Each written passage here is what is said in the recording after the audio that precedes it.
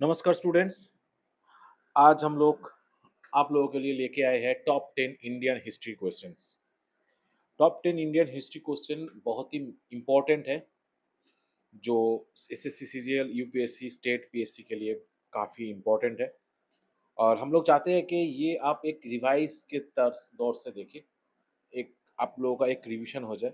आप लोगों को पता है कि एसएससी, सीजीएल का नोटिफिकेशन निकल चुका है, मतलब काउंटडाउन स्टार्ट हो गया है। तो चलिए, वक्त ज़ाया ना करके हम लोग शुरू कर देते हैं top 10 Indian history question. First question, which Vedic text first mentions the river Saraswati in great detail? किस वैदिक ग्रंथ में सरस्वती नदी का सबसे पहला विस्तार से उल्लेख मिला था? A Yajurveda, option B Samaveda, option C Rigveda and option D Atharvaveda. Yajurveda, Samaveda, Rigveda, Atharvaveda. Correct answer is option C, Rig Veda. The Rig Veda contains several hymns praising the Saraswati River, describing it as a mighty river flowing from mountains to the sea. Next question. The famous Great Bath was discovered at which Harappan site? प्रसिद्ध great bath महान स्नानागार किस हड़प्पन स्थल पर खोजा गया था? Option A Harappa, option B Lothal, option C Dholavira and option D Mohenjodaro.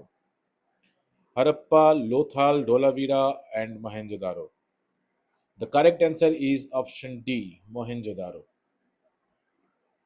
ये है आपका ग्रेट बाथ का जो इमेज है, इसको पवित्र माना जाता था उस time. Mohenjo-daro is famous for the Great Bath, considered an important public and ritual structure of the Indus Valley civilization. चलिए नेक्स्ट क्वेश्चन में चलते हैं। Which metal was unknown to the Indus Valley civilization? Sindhu घाटी सभ्यता के लोग किस धातु से परिचित नहीं थे? ऑप्शन ए गोल्ड सोना, option B copper, option C iron and option D bronze. The correct answer is option C iron. Harappan extensively use bronze and copper. Bronze and copper सबसे ज्यादा इस्तेमाल होता था उस टाइम, ब्रोंज और कॉपर। लेकिन iron का उस टाइम पे कोई यूज नहीं था, कोई यूज नहीं मिला हम लोगों को। तो इसीलिए हम लोग बोल सकते हैं कि इंडस वैली सिविलाइजेशन में आयरन का इस्तेमाल नहीं था, ये लोग परिचित नहीं थे आयरन से। Next question. The term Saptang theory of state is associated with, मतलब सप्तंग सिद्धांत, राज्य का सप्तंग सिद्धांत किस से संबोधित है?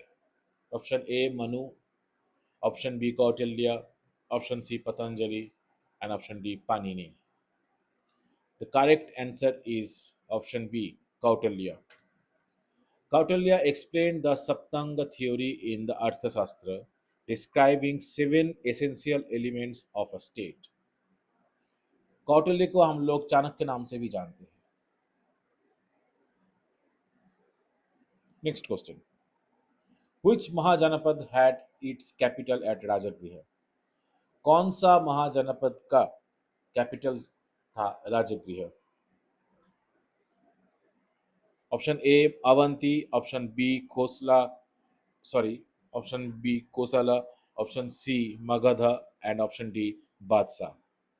The correct answer is option C, Magadha.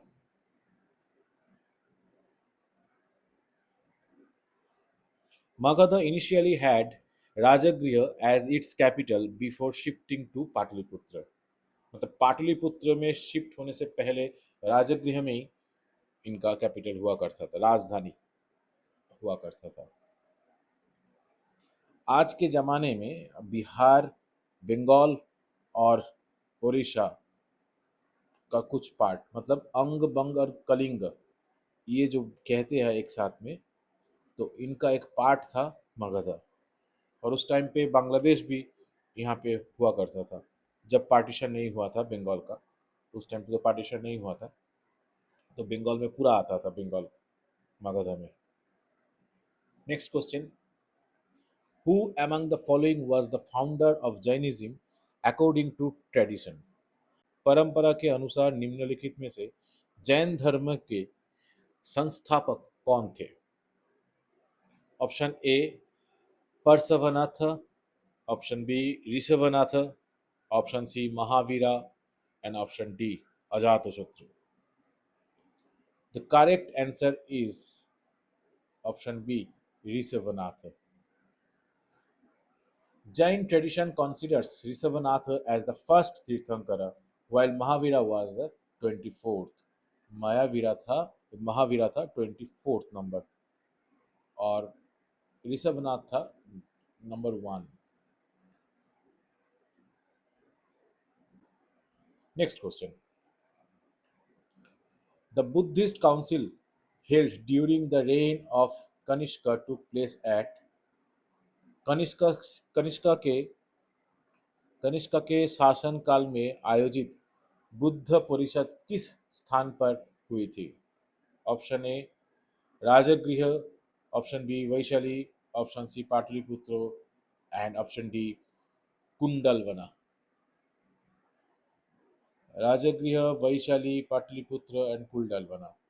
The correct answer is option D, Kundalvana.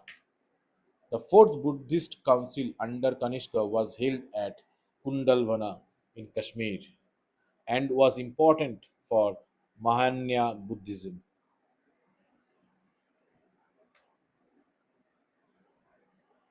Next question. Satyameva Jayate is taken from option A, Bhagavad Gita, option B, Mundaka Upanishad, option C, Manusmriti, option D, Rig Veda. Bhagavad Gita, Mundaka Upanishad, Manusmriti और ऋग्वेदा. इन चारों में से correct answer है मुंडक उपनिषद. India's national motto originates from Mundaka Upanishad and means truth alone triumphs. Next question. Which ruler issued the Allahabad Pillar inscription? Option A Ashoka, option B Samudragupta, option C Chandragupta Maurya, option D Harsha. Ashoka, Samudragupta, Chandragupta Maurya, Harsha. Correct answer is Samudragupta. The Allahabad Pillar inscription praises the military achievements of Samudragupta and was composed by Harishana. Next and last question. The script used in most Ashokan inscription was Kharosthi, B. Brahmi, C. Devanagari and D. Grantha. इन चारों में से सबसे ज़्यादा script कौन से भाषा में लिखा गया है? इन चारों में से कौन सा लैंग्वेज में लिखा गया था? खरोस्थी, ब्राह्मी, देवनागरी, ग्रंथ. सही answer is Brahmi. Most inscriptions of Ashoka were written in the Brahmi script, deciphered by James Prinsep. आज के लिए सवाल इतना ही था. ये आप लोग अगर रिवाइज करने के लिए आप लोगों का सबसे महत्वपूर्ण 10 क्वेश्चन है. अगर आप लोग हम लोगों के चैनल पे नए हैं तो ज़रूर सब्सक्राइब कीजिए और फॉलो कीजिए स्टूडेंट्स पॉइंट को. धन्यवाद.